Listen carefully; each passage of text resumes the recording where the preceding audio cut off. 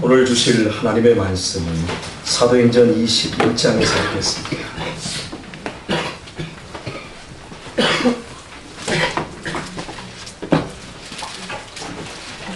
사도행전 21장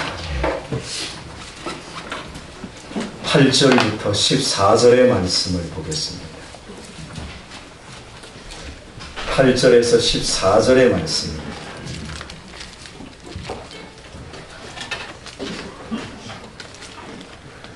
이튿날 떠나 가이사랴에 이르러 7 집사 중 하나인 전도자 빌립의 집에 들어가서 요한이라 그에게 알려졌으니 전혀로 예언하는 자 여러 날 있더니 한 선지자 아가보라 하는 이가 유대로부터 내려와 우리에게 와서 바울의 띠를 가져다가 자기 수족을 잡아가지고 말하기를 성령이 말씀하시되 예루살렘에서 유대인들이 이같이 이 띠들을 결박하여 이방인의 손에 넘겨주리라 하거늘 우리가 그 말을 듣고 그곳 사람들로 더불어 바울에게 예루살렘으로 올라가지 말라 권하니 바울이 대답하되 여러분이 부식자여 울어 내 마음을 상하게 하느냐 나는 주 예수 이름을 위하여 결박당할 뿐이자 예루살렘에서 죽을 것도 각오하였노라.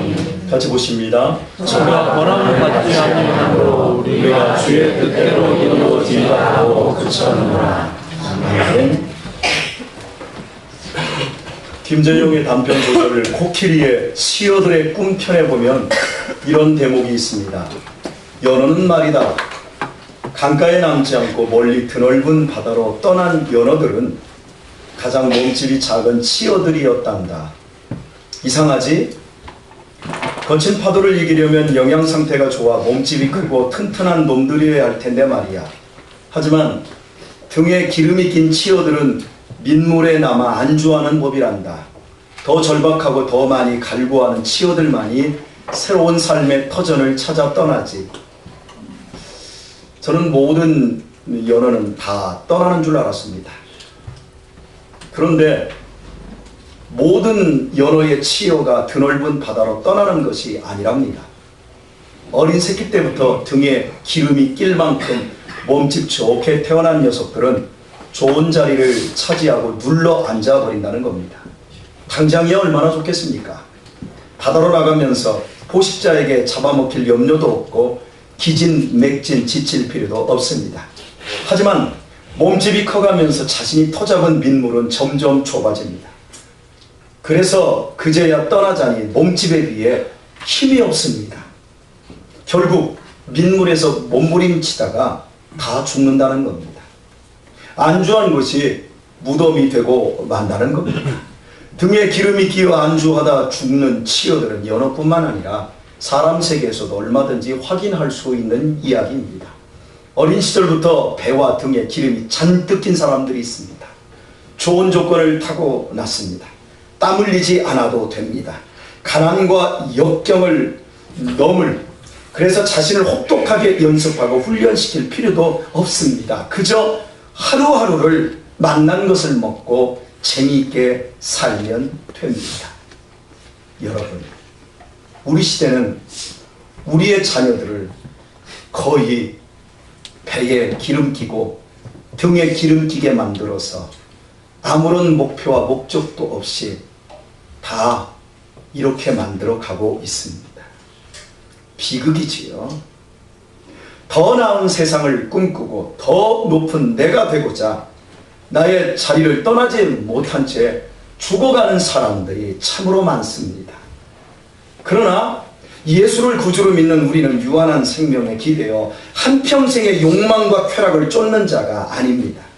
그리스도인은 등과 배에 기름기를 채우며 안주하는 사람 연어 새끼가 아니라 천국을 향해 나아가는 순례자들입니다.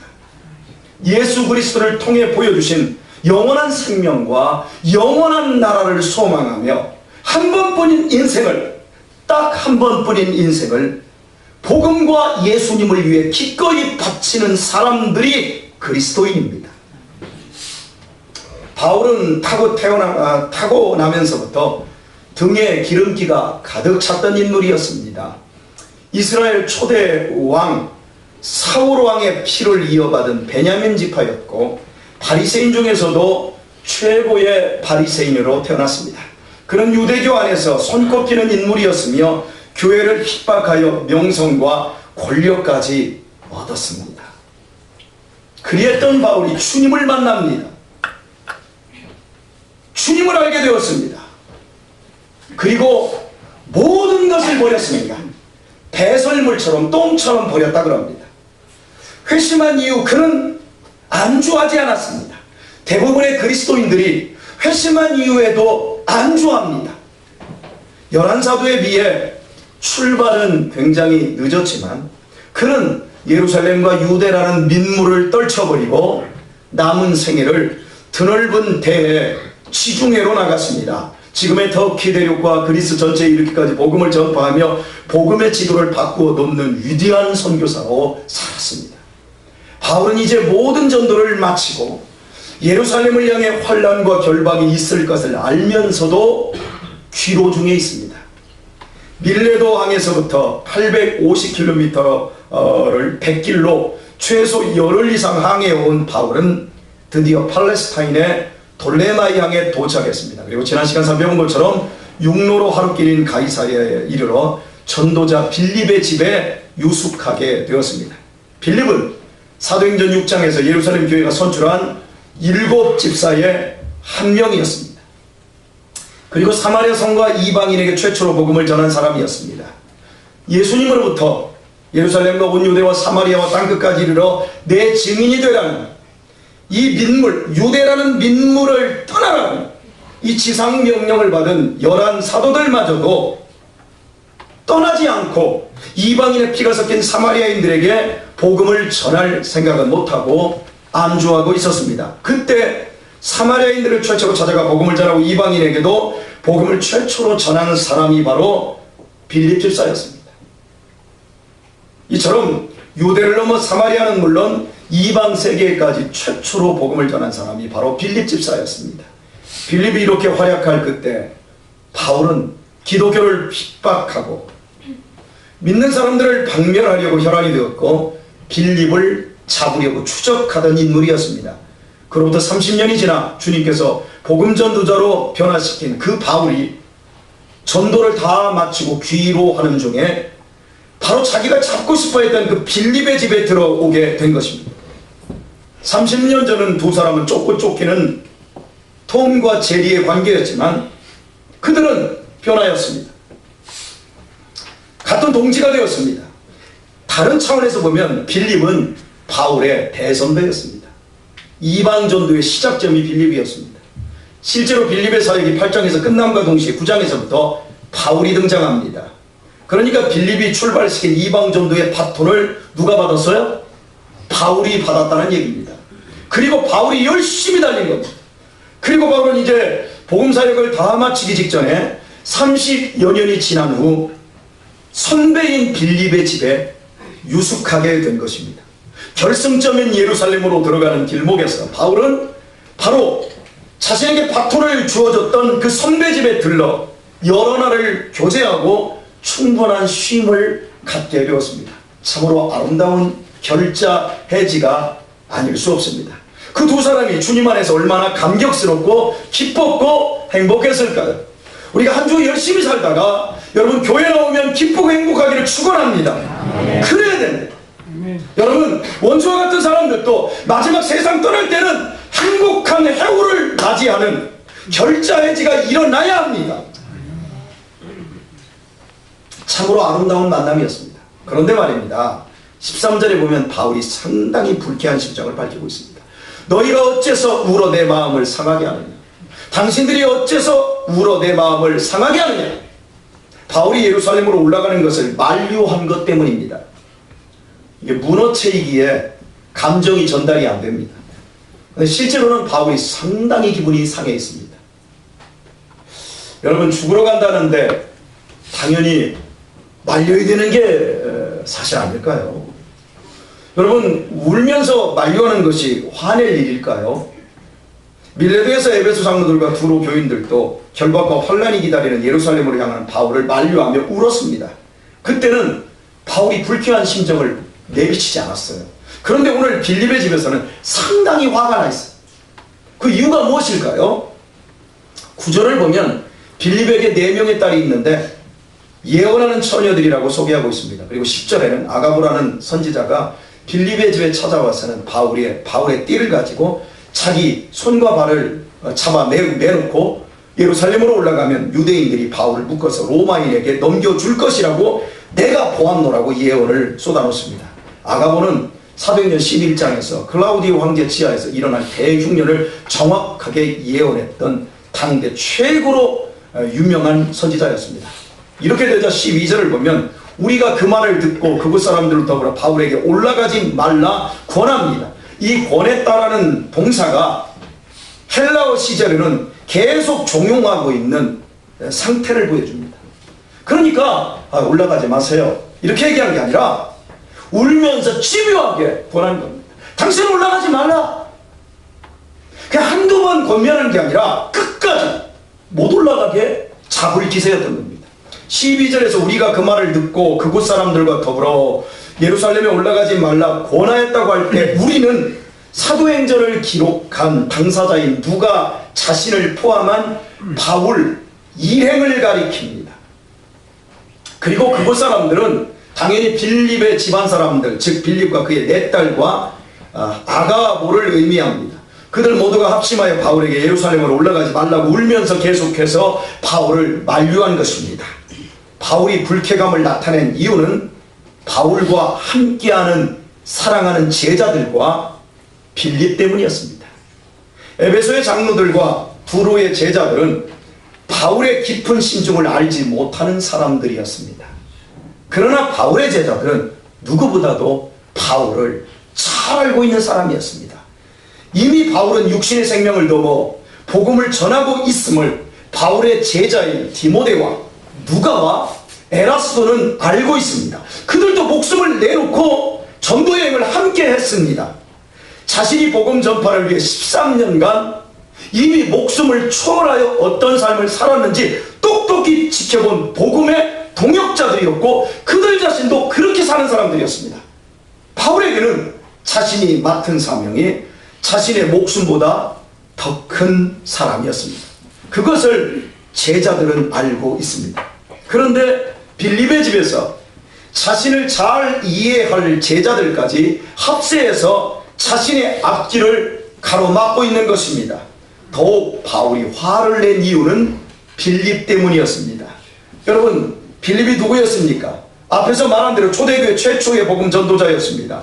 빌립은 자기보다 먼저 주님께로부터 사명을 받고 이방 선교의 문을 활짝 열어놓은 대선배였습니다.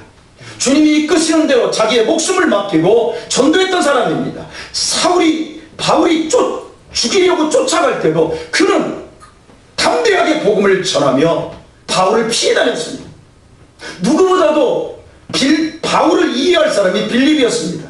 그러하기에 빌립은 바울이 왜 예루살렘으로 올라가려는지를 정확하게 알고 있는 사람이었습니다.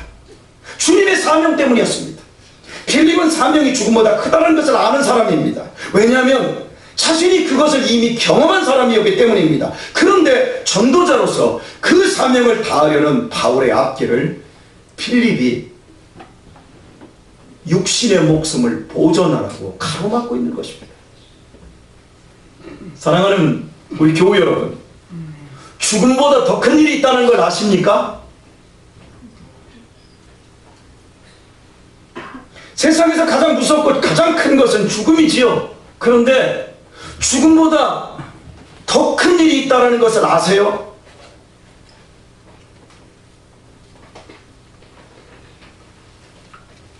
여러분 어떻게 죽을래요? 죽음보다 더 큰 건 어떻게 죽느냐입니다. 징그럽게 오래 살다, 죄송합니다, 누구나 다 앞으로 그렇게 될 겁니다. 바지다 똥 싸고 오줌 싸고 버티다 죽는 것이 영화로울까요? 아니면 정말 제대로 된 죽음답게 죽는 것이 영화로울까요? 주님이 부르신 자리에서 사명을 따라 죽는 것은 육신의 안위를 쫓다가 편하게 죽는 것보다 더 영광스럽고 중요한 일입니다. 우리는 모두 죽습니다. 아멘 안 해도 죽는다고 여러 번 강조했습니다. 어쨌든 죽습니다. 그러므로 우리는 늘 죽음을 생각해야 하며 죽음보다 더 큰 것을 찾아야 합니다. 이화여대 석좌 교수를 지내고 초대 문화부 장관을 역임한 이 시대의 최고 지성인이라 떠받들어지는 이어령 씨가 지금 췌장암을 앓고 있습니다. 그런데 일체의 방사선 치료나 항암 치료를 받지 않고 3개월에서 6개월마다 병원에 가서 건강 체크만 하고 있다고 합니다. 그런 의사가 선생님 암입니다 라고 했을 때 철렁하는 느낌은 있었지만 경천 동지할 소식은 아니었으며 절망치 않았다고 합니다. 그리하여 암과 싸우는 대신 자기 몸에 찾아온 암을 관찰하며 병원아 대신 친구로 삼기로 했답니다. CBS 스럽게 하소서에 출연한 이 교수는 이렇게 말했습니다. 의사가 하루 6시간씩 항암 치료를 받자는데 제가 거부했습니다. 그 시간 동안 저는 생각하고 글을 써야지요. 왜 시간을 버립니까? 내가 87세인데 암 안 걸려도 이제 살 날이 얼마 남지 않았잖아요. 그리고 껄껄껄 웃더라고요. 그리고 말합니다. 나는 이제 남은 시간을 농밀하게 채워야 합니다. 더 농밀하게 채워야 합니다. 죽음보다 더 큰 삶, 영원한 삶을 위해 내 남은 시간을 살아야 합니다. 그러면서 먼저 암에 걸려 2012년에 53세에 별세한 자신의 외동딸 이민아 목사의 예를 들어 이렇게 말했습니다. 암이라는 말을 듣고 우리 딸도 당황하지 않았습니다. 수술 없이 암을 받아들였습니다. 애초에 삶과 죽음이 함께 있다고 생각한 사람에게는 암이 대단한 뉴스가 아닙니다. 그냥 알고 있는 겁니다.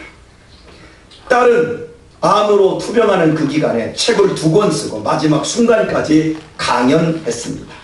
딸에게는 죽음보다 더럽고 더 큰 비전이 있었습니다. 그런 비전이 암을 그리고 죽음을 뛰어넘게 했습니다. 인간이 죽기 직전에 할 수 있는 유일한 일은 유언입니다. 유언은 머리와 가슴에 묻어둔 생각입니다. 내가 남은 시간 동안 가슴과 머리에 묻어둔 그것을 꺼내서 저는 제 삶으로 책을 완성하고 싶습니다. 여기까지입니다. 그렇습니다. 죽음보다 큰 것은 존재적인 사명입니다. 시간을 농밀하게 채우며 살아야 합니다. 암에 걸렸으면 치료받으십시오. 수술도 하십시오. 그러나 수술받고 치료받는 이유는 생존 때문이 아니라 사명 때문이어야 합니다. 치료받고도 죽습니다. 사람은 모두 사명이 있습니다. 주님께서 우리 각자에게 맡겨주신 사명이 있습니다. 우리는 그 사명을 발견해야 되고 또한 감당하기 위해 이 땅을 살아야 합니다. 사명이 없으면 이미 죽은 것입니다. 사명 감당하지 않음도 벌써 죽은 것입니다. 사람 하나입니다. 사명을 위해 기꺼이 죽을 수 있는 사람이 성공한 사람입니다. 그러므로 사명은 죽음보다 큰 것입니다. 우리 인생에서 반드시 발견하고 또한 실행해야 할 것이 바로 사명입니다. 여러분은 사명 발견하셨나요? 여러분에게 사명이 있으신가요?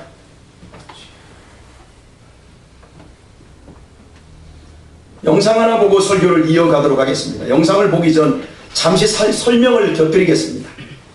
인구 416만의 동유럽의 소국 크로아티아는 작년 러시아 월드컵에서 4강 신화를 썼습니다. 2002년 우리나라가 4강에 들 때를 기억해 보십시오. 우리나라 5천만이었습니다. 그런데 그 4강에 들 때 정말 전국이 들썩거렸습니다. 온 국민이 흥분하고 미쳐버렸습니다. 그런데 우리나라 인구의 여러분 한 12배 정도 작은 이 나라가 4강에 들었으니 여러분 얼마나 기쁘고 국민 전체가 흥분하고 얼마나 들썩거렸겠습니까? 8강에서 개최지 강호인 러시아와의 경기에서 전후반을 이기고 전후반을 비기고 승부차기까지 갔는데 마지막 키커에 슛을 남겨두었습니다. 골을 넣으면 4강이 확정됩니다. 골을 넣지 않으면 다시 차야 합니다. 얼마나 긴장이 되겠습니까? 우리나라 홍명보 선수가 그 승부차기 할 때 마지막 그 골 넣었을 때 생각나십니까? 얼마나 긴장했습니까? 초긴장의 상태. 모든 국민의 시선이 그 선수에게로 향합니다. 그거보다 더 중요한 게 없습니다. 바로 그 순간을 크로아티아의 자그레브 소방서의 대원들 역시 소방서 안에서 텔레비전을 통해 숨을 죽이며 지켜보고 있었습니다. 그런데 선수가 공을 차기 한 30여 초 전 화재 신고 출동이라는 비상벨이 울립니다. 어떤 일이 벌어졌을까 한번 보겠습니다. 저 인터넷 그 볼륨 그 올려주세요. 아까 볼륨이 너무 작더라고요. 쫙 올려주시고, 네, 다 올려보고요. 그리고 저 인터넷 볼륨 아시는 분은 가서 좀 올려주세요. 앰프에 잠깐요. 세팅이 어떻게 됐네. 여기 불 좀 꺼주세요. 불 좀 꺼주세요. 강대상 다 꺼주세요. 다. 예, 한번 보십시다.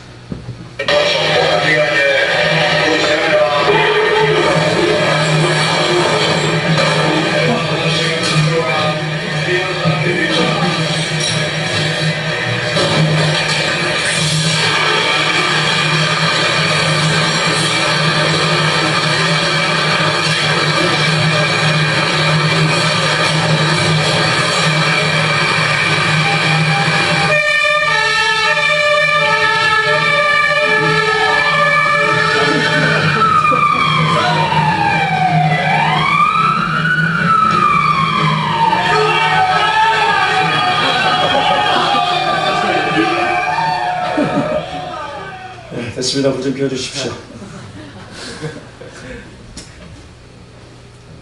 대원들은 저 중요한 순간에 한치의 망설임도 없이 자리에서 일어나 10초 만에 방화복을 갈아입고 출동했습니다. 그들은 눈길 한번 텔레비전으로 향하지 않았습니다. 전혀 아쉬움도 없었습니다. 그들에게는 오직 출동뿐이었습니다. 그들은 그 중요한 순간에도 사명을 잊지 않았습니다. 그들은 단 1초의 시간도 헛되이 쓰지 않고 사명을 위해 달려갔습니다. 그들이 출동하고 곧바로 텔레비전에서는 마지막 키커 라키티치가 골에 성공했고 크로아티아는 월드컵에 진출했습니다. 주 안에서 사랑하는 교회 여러분, 우리는 어떻게 살고 있습니까? 우리의 눈은 무엇을 보고 있습니까? 어차피 죽을 텐데. 우리는 한 번뿐인 인생을 살고 있습니다. 매일 같은 날이 반복되는 것 같지만 실제로는 오직 인류 역사에 한 번뿐인 날들 뿐입니다. 오늘도 인류 역사에 한 번뿐인 날입니다. 그래서 우리는 매 시간을 농밀하게 채워야 합니다. 공부하고 일해서 돈 많이 벌어서 고작 만난 것이나 먹고 세상 재미나 즐기며 배에 순대나 채우고 기름기나 채우려고 사는 것이 아니에요. 언젠가 여러분 각자를 향해서 죽음의 벨이 울릴 것입니다. 그 죽음의 벨이 울리기 전에 여러분 안에 사명의 벨이 먼저 울리기를 축복합니다. 사명을 발견하는 것이 복입니다. 그 사명 감당 여부가 우리의 영원한 운명을 결정합니다. 바울은 사도행전 20장 24절에서 이렇게 말했습니다. 나의 달려갈 길과 주 예수께 받은 사명 곧 하나님의 은혜의 복음 증거하는 일을 마치려 하면 나의 생명을 조금도 귀한 것으로 여기지 아니하노라. 왜? 죽음보다 더 큰 사명을 발견했기 때문에. 이 사명이 바울에게는 목숨보다 귀한 것이었습니다. 그러하기에 그는 결박과 환란이 있어도 심지어 죽을 각오를 하고 사명이 있는 예루살렘으로 가고자 했습니다. 그런데 자신의 제자들이 영안이 열린 빌립의 딸들과 하가부가 말립니다. 더욱 자기를 가장 잘 알아야 줄 대선배 빌립 전도자까지 눈물로 말리고 있습니다. 바울의 마음을 누구보다도 상하게 한 것은 확실히 빌립이었습니다. 젊은 시절의 빌립은 단 한 번도 자기 안위를 꾀하려 한 적이 없었습니다. 그 역시 철저히 주님께서 이끄시는 대로 사명을 위해 살았습니다. 그러나 로마의 행정도시 최고로 부유한 가이사랴에 정착한 30년 동안 그의 삶은 상당히 변해 있었습니다. 이제 늙은 빌립은 끝까지 사명 감당을 위해 예루살렘으로 나아가는 바울을 눈물로 만류하다가 바울의 질타까지 받습니다. 사명자 빌립이 대체 왜 이렇게 된 것일까요? 사명자이고 최초의 집사였지만 그 빌립의 등과 옆구리에 세상 기름이 잔뜩 끼었기 때문입니다. 4명의 딸과 함께 살고 있는 빌립의 집에 바울 혼자가 아닌 그의 전도팀이 함께 들어갔습니다. 전도팀은 디모데와 누가와 에라스도입니다. 4명이지요. 여기에다 고린도에서 헌금을 가지고 출발했던 두기고, 가이오, 소바도, 아리스타고, 세군도, 드로비모까지 총 10명이었습니다. 그리고 선지자 아가보까지 합숙하기에 이릅니다. 그렇다면 이 많은 사람이 여러 날을 숙식하였다고 한다면 이는 빌립의 집이 상당히 크고 부유했음을 짐작하게 됩니다. 큰 집일 뿐만 아니라 유복했음을 짐작할 수 있습니다. 그것이 빌립의 사명을 잃게 하는 원인이었습니다. 누구나 배에 기름이 끼고 등에 따수면 자연 안주할 가능성이 높아지게 됩니다. 누구나 예외 없습니다. 목사님들도 장로님들도 마찬가지입니다. 우리는 그런 추한 모습을 너무나 주변에서 쉽게 보고 있습니다. 지금 보고 있습니다. 성도 여러분, 조심해야 합니다. 여러분이 육신적으로도 옆구리에 기름이 끼고 등에 기름 끼면 건강에 적신호가 오듯이 영적으로도 등에 기름이 끼면, 배에 기름이 끼면 그때는 무너집니다. 대도시 가이사랴에 정착하여 유복한 삶을 살던 인생 말년의 빌립은 더 이상 예전의 전도자 빌립이 아니었습니다. 명목적인 전도자였을 뿐, 명목적인 집사였을 뿐, 그는 세상 사람과 똑같았습니다. 그에게는 주님의 이끄시는 사명보다 세상에서 지금 현재 누리고 있는 유복함이 더 중요했습니다. 영원한 생명보다 유한한 생명 안에서 누리는 그것이 더 중요했습니다. 그의 삶에서 예수님이 주신 사명이 실종되었습니다. 자기 희생과 헌신이라는 십자가가 사라져버렸습니다. 그러므로 빌립이 믿음에 관한 한 자기보다 훨씬 무백격인 바울에게 질타당한 것은 사필 규정이었습니다. 그러나 그것은 주님의 은혜였습니다. 빌립은 바울의 질타를 받고서야 그릇된 자신의 삶을 바르게 추슬렀을 것이요, 결과적으로 주님 안에서 비로소 새 삶과 새 날을 회복할 수 있었을 것입니다. 사명을 잃어버린 자는 책망받아야 합니다. 사명을 잃어버린 자, 자기 생과 헌신이라는 십자가를 버린 자는 징계받아야 축복입니다. 그래서 자존심이 상하더라도 사명을 회복하고 죽는 것이 복인 줄 믿습니다. 바울은 인생 말년에 접어들어서도 자기 안위를 꾀하지 않았습니다. 바울은 사도행전 9장에서 주님의 부르심을 받은 이후 오늘의 본문까지 주님을 향한 초심을 그대로 간직하고 있었습니다. 뿐만 아니라 예루살렘은 물론 그가 로마에서 참수형을 당해 죽을 때까지 바울은 주님의 손에 자신을 온전히 맡겨드렸습니다. 사명을 발견하고 사명을 위해 죽는 것보다 복이 없습니다. 사명을 마치면 죽음이 기다려지고, 사명을 다 감당한 사람은 죽음을 노래하며 주님께 자신을 온전히 맡길 수 있습니다.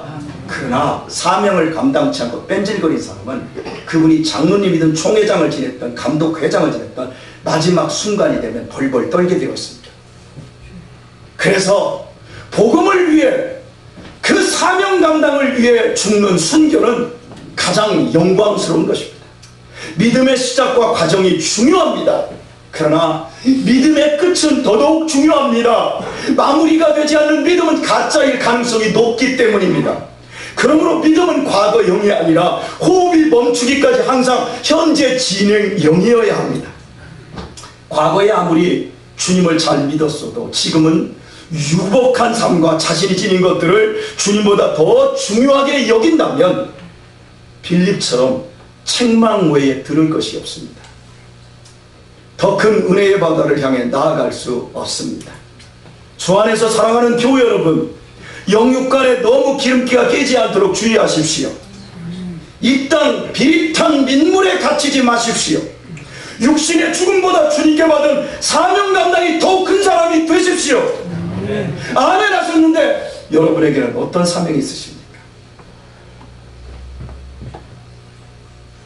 남은 생에 내 사명이 무엇인지를 발견하시고 천국의 여러분의 보물을 쌓으면서 이 짧게 남은 생애를 지혜롭게 사실 수 있기를 주님의 이름으로 축원합니다.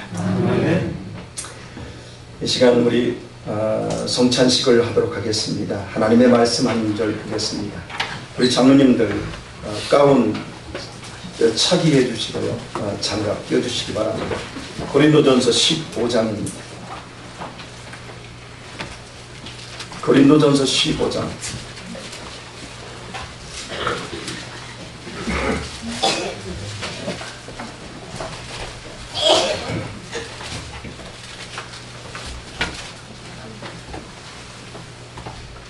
고린도전서 15장이라고 했나요? 11장입니다. 고린도전서 11장 20